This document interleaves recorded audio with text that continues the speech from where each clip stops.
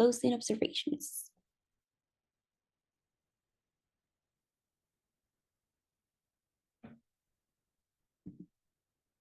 These are our team members.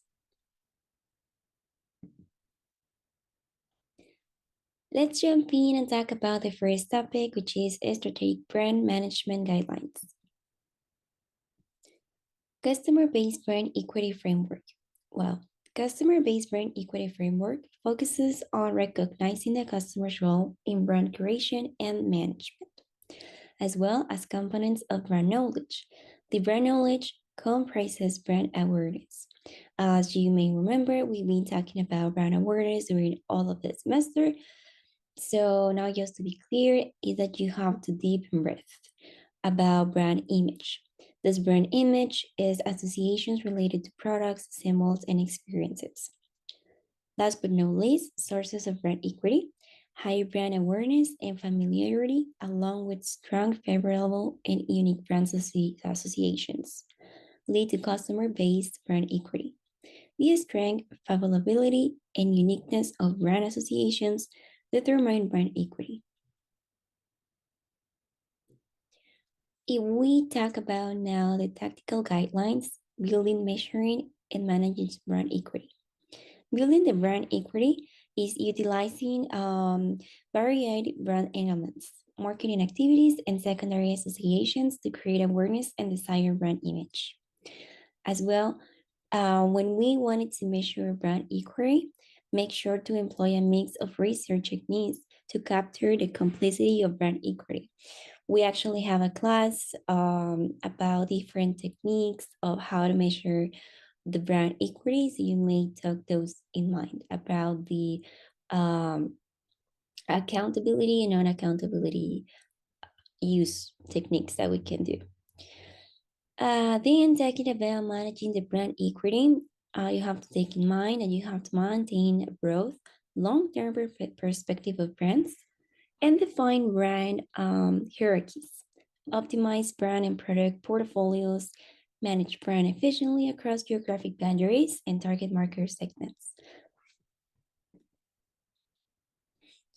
If you would like to know the key themes and recommendations of the topics that we've been talking about, well, we can get these three. The building brand equity that we've been talking about all of this semester.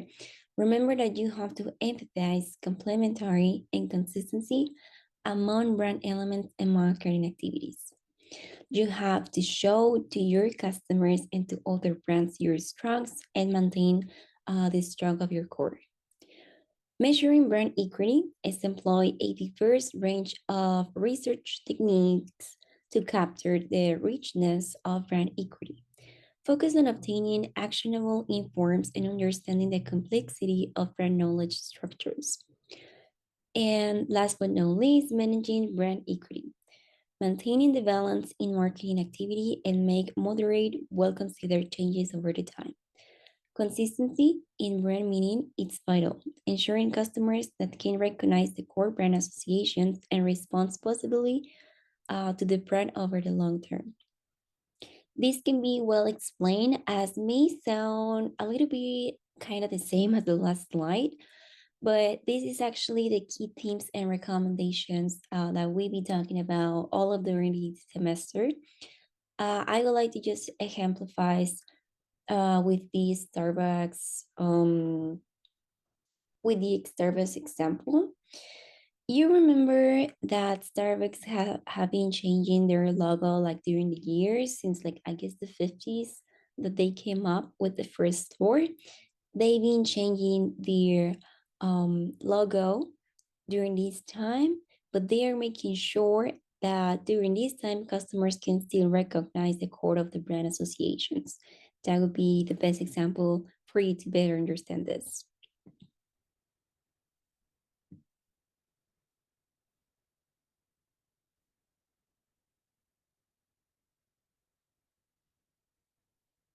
And this is going to be all for my side.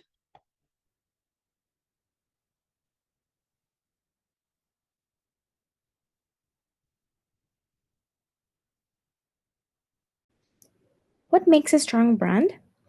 To create a strong brand and maximize brand equity, marketing managers must understand brand meaning and market appropriate products and services in appropriate manner, properly position the brand, provide superior delivery of desired benefits, employ a full range of complementary brand elements supporting marketing activities and secondary associations, measure consumer perceptions of value, and develop a pricing strategy accordingly. Establish credibility and appropriate brand personality and imagery. Maintain innovation and relevance for the brand. Strategically design and implement a brand architecture strategy. Implement a brand equity management system to ensure the marketing actions properly reflect the brand equity concept. 7 deadly sins of brand management. Failure to fully understanding the meaning of the brand. It's critical to understand what they think and feel about them and then plan and implement marketing programs accordingly. Failure to live up to the brand promise. A brand should be a promise and a commitment to consumers, but too often that promise is broken. A common mistake is to set a brand expectations too high and then fail to live up to them in marketing program. By over-promising and not delivering, a firm is worse off in many ways than if it had no set expectations at all. Failure to adequately support the brand. Creating and maintaining brand knowledge structures requires marketing investments. Too often, managers want to get something for nothing by building brand equity without providing proper marketing support. Failure to be patient with the brand. Brand equity must be carefully built from the ground up. Managers should avoid taking shortcuts that bypass more basic branding considerations, such as achieving the necessary level of brand awareness, to concentrate on flashier aspects of brand building related to its image. Failure to adequately control the brand. All employees must understand brand equity. Firms sometimes make random decisions without a true understanding of the current and desired brand equity or recognition of the impact these decisions have on other brands or brand related activities. Failure to properly balance consistency and change with the brand. If managers don't make adjustments in their marketing program to reflect changes in the marketing environment, they can be left behind. Or they could make so many changes that the brand becomes a moving target without any meaning to consumers. Failure to understand the complexity of brand equity measurement and management. Effective brand management requires discipline, creativity, focus, and the ability to make hundreds of decisions in the best possible manner. Sometimes, marketers oversimplify the process and try to equate success in branding with taking one particular action or approach. Brand equity is not optimized as a result. Future brand priorities. Fully and accurately factor the consumer into the branding equation. One of the most important rules of branding is the consumer owns the brand. The power of the consumer perceptions and beliefs to make or break brands has been demonstrated time and again in the lab and in the real world. Successful brands create mental structures and knowledge in consumers' minds that cause them to favor of the brand. From a managerial perspective, a consumer voice must be incorporated in every branding decision.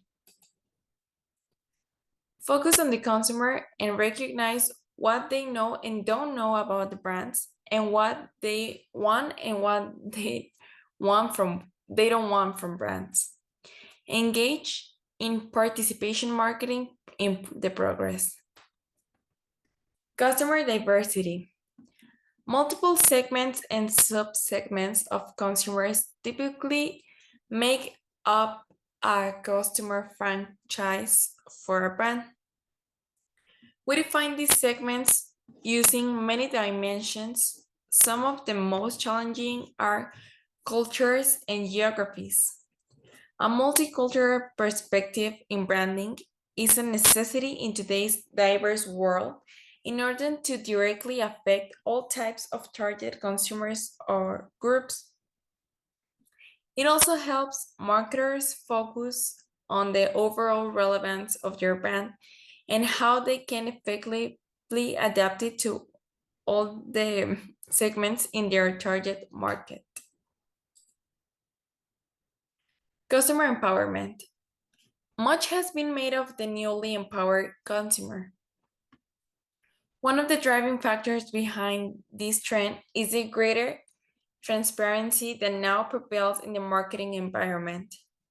The emergence of the internet and social media have given consumers the ability, for better or worse, to seek information and arrive at what they feel is the truth about our products, services, and brands like never before.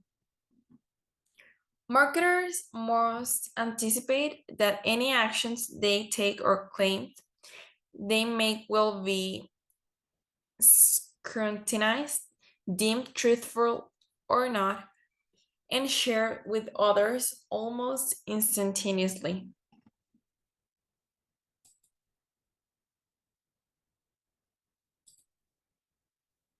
The number two is go beyond product performance. At the heart of a great brand is a great product or service. This is even more true in today's highly transparent world. Many firms make the design aspects of products and service an increasingly crucial component of their value proposition, including at that marketers such as Apple, Nike, Ritz, and Samsung.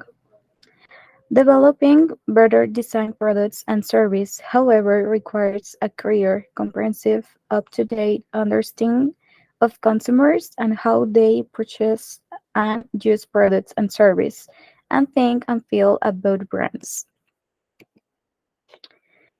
Product design encompasses not only how a product works, but also how it looks, feels, and even sounds and smells. Similarly, service design is a function of all sensory aspects that consumers encounter and experience with a brand. A great example for this is true even in many mature categories, as illustrated by Protector and Gamery's recent success with brands such as Tide, Gillette, and Venice.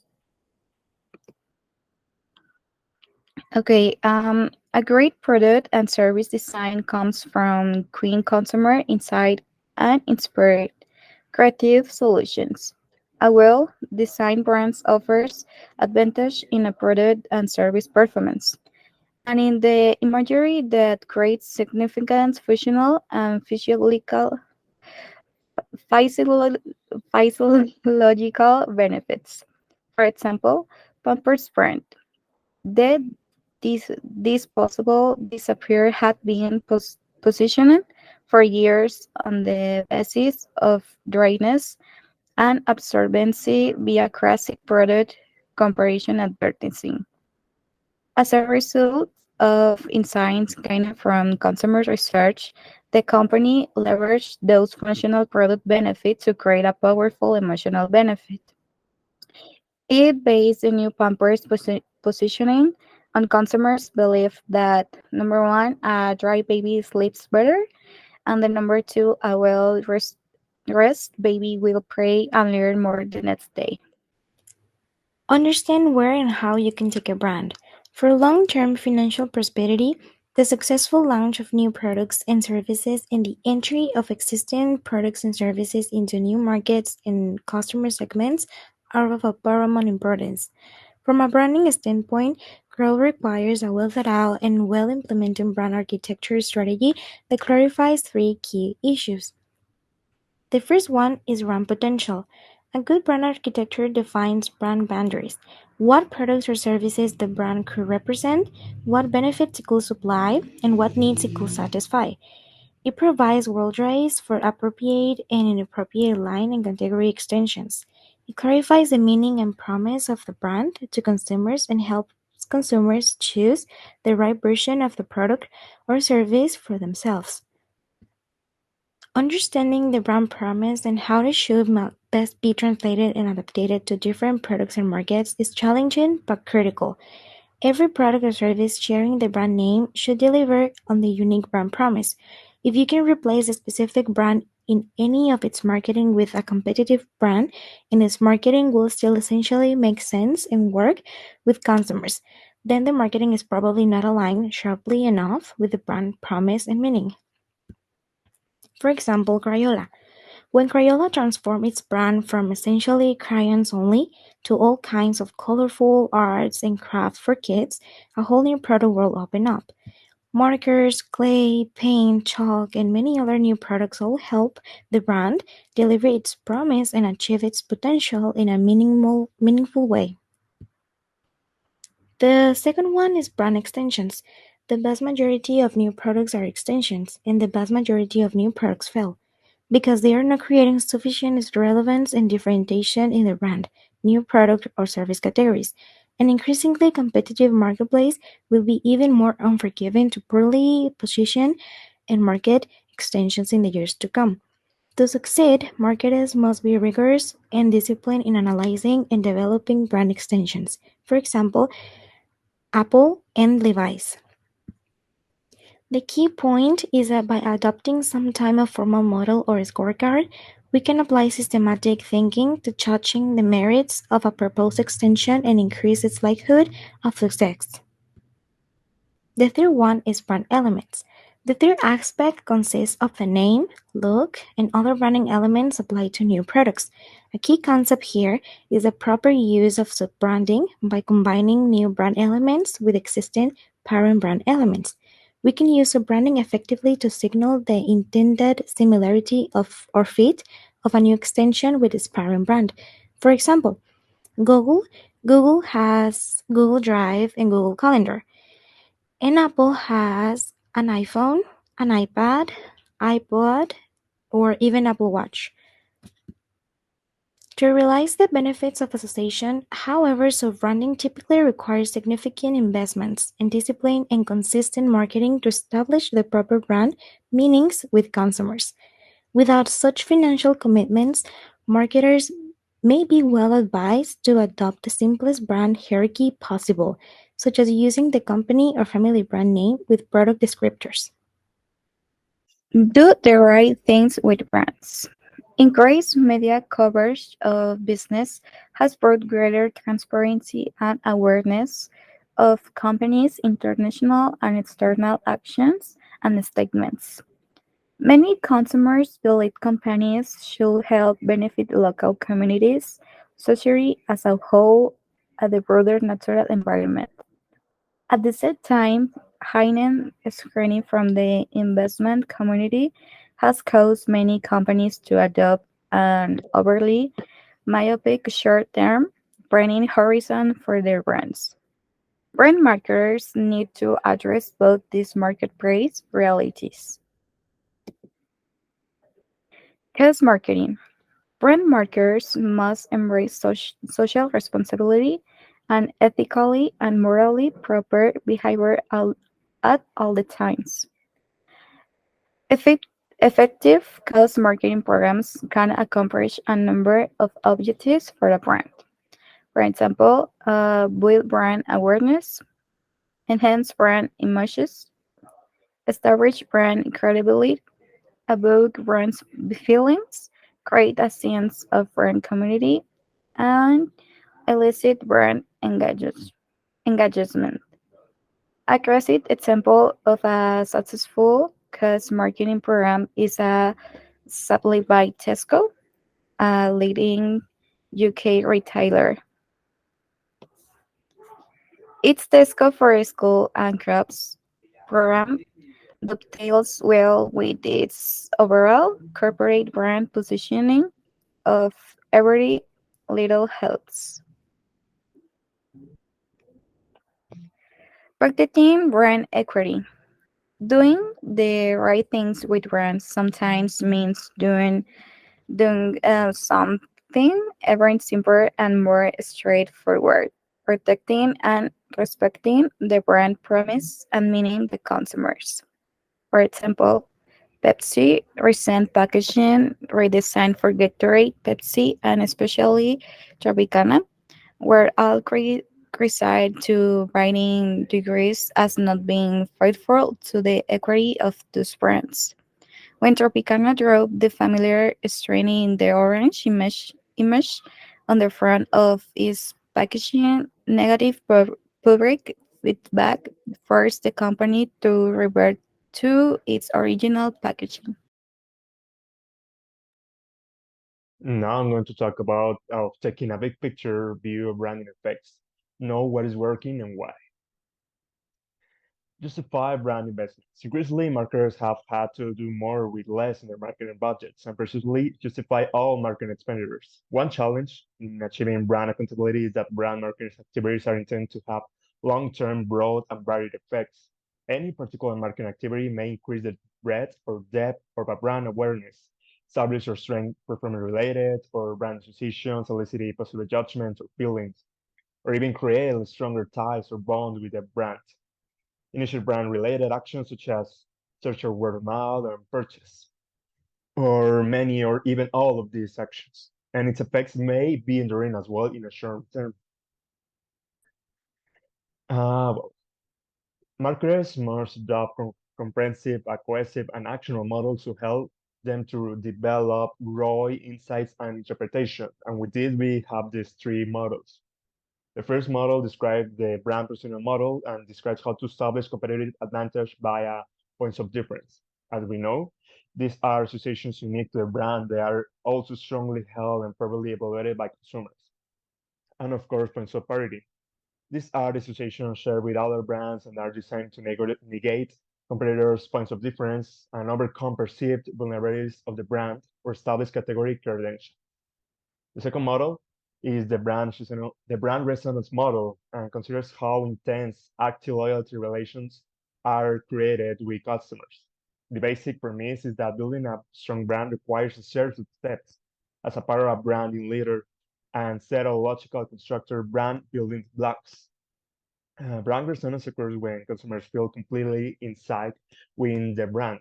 The second level of the model is where the output from the brand positional model appears in terms of which points of parity and points of difference are to be created with which performance and or imagery associations. The third model is the brand value chain model and describes how to trace the value creation process to better understand the financial impact of marketing expenditures and investments.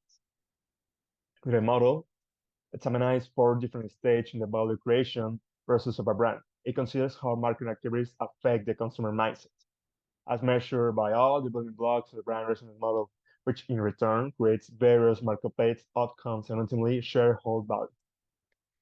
It's important to say that the specific components of these three models are not as important as the purpose and scope.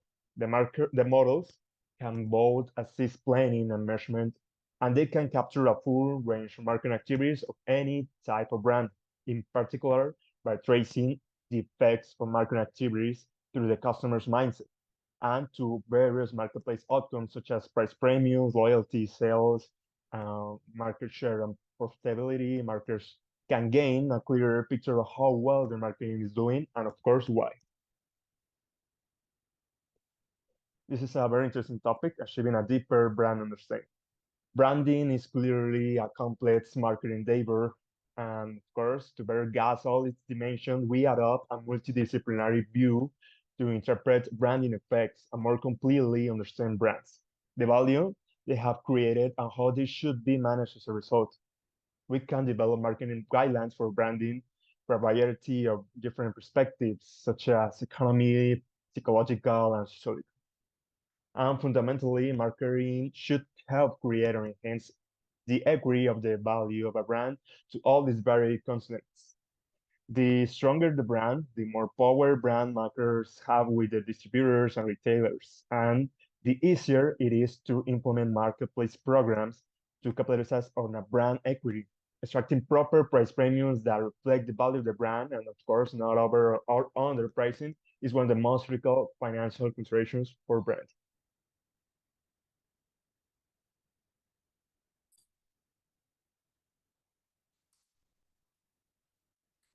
Finally, finding the branding sweet spot.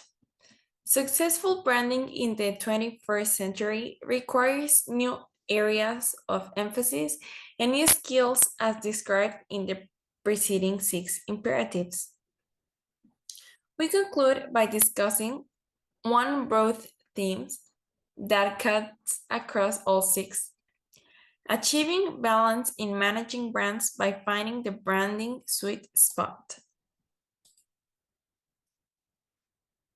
Brand balance.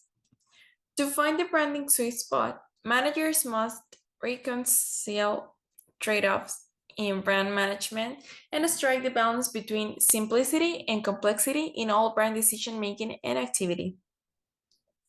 The art and science of modern brand marketing is to fully understand and creatively address these significant branding trade-offs. To do so, companies have employed a variety of strategies: breakthrough product or service innovations, improved business models, expanded or leveraged resources, enhance or embellish marketing perceptual framing to overcome misperceptions, or just sheer creativity and inspiration. New capabilities for brand marketers. Based on the need to better reconcile marketing trade-offs in branding, the talents and abilities of brand managers have necessarily evolved. Today's brand marketers must know all the usual marketing fundamentals, but also embellish those skills in important ways. For example, they must at least have cultural skills to understand the diversity of the new consumer, fluency in working with design techniques and designers, IT and internet skills to understand web-related marketing activities, and appreciation of new branding models and formal qualitative and quantitative measurement methods, and creativity to devise holistic solutions. Thanks for your attention.